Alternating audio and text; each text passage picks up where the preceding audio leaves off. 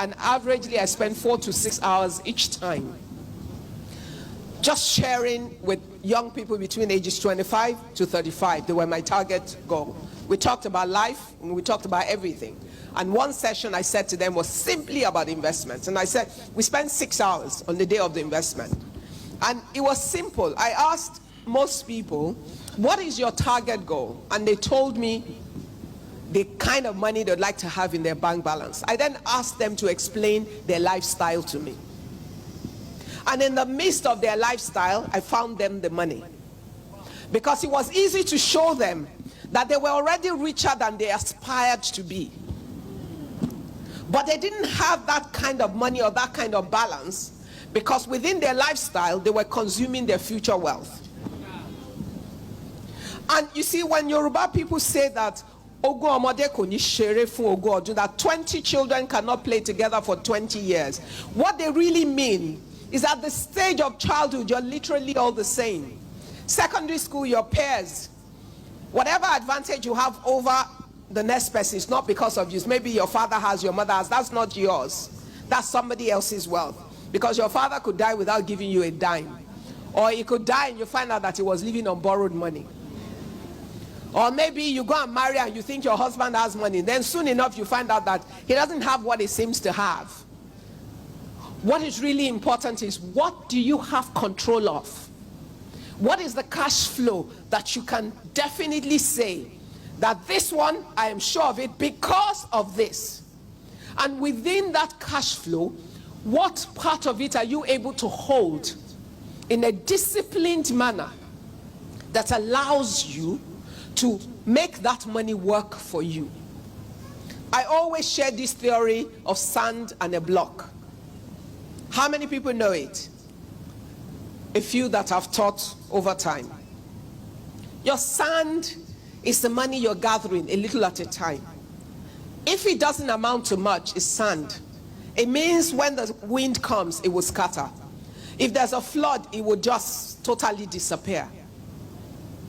But if you are consistent and you're disciplined, like the 3 women that were rewarded today, and over time you don't lose sight of your goal, and you stay with it long enough to have enough sand to mold a block, what you would have will no longer be sand.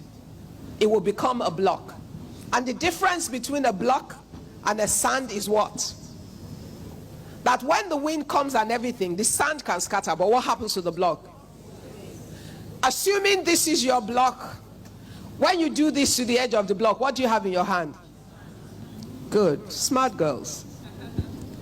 Until you have molded the block that will generate the sand, you don't consume your sand. Because the sand will scatter. But you need the block that will continue to yield you sand. And the only way you do that is that you're disciplined, you're determined, you're dedicated to your goal.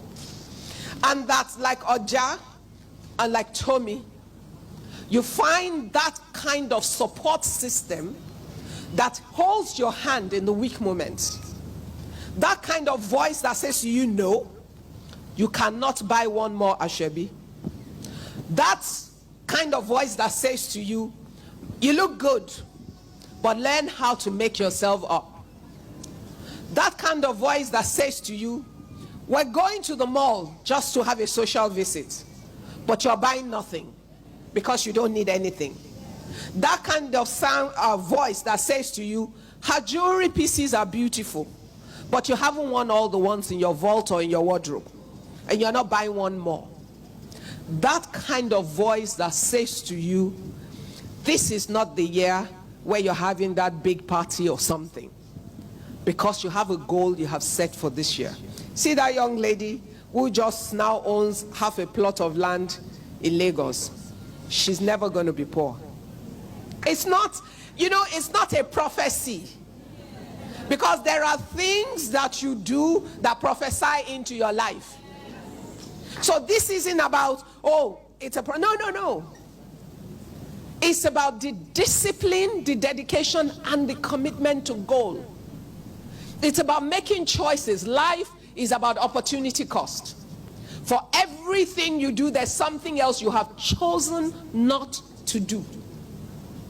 For everything you have, there's something else you have chosen not to have.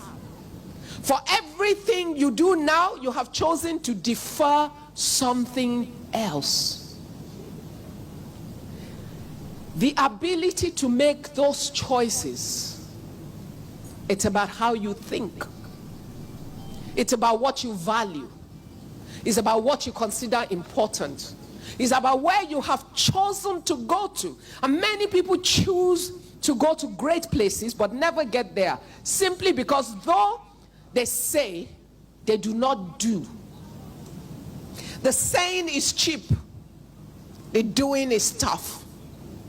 And you don't get things you need or you want from saying, you only achieve them in the doing. And in being able to do, you must set up a system of actions and activities around you daily. It was why we had the panel on the daily habits of people who want to build sustainable wealth. It's about the things you do every single day.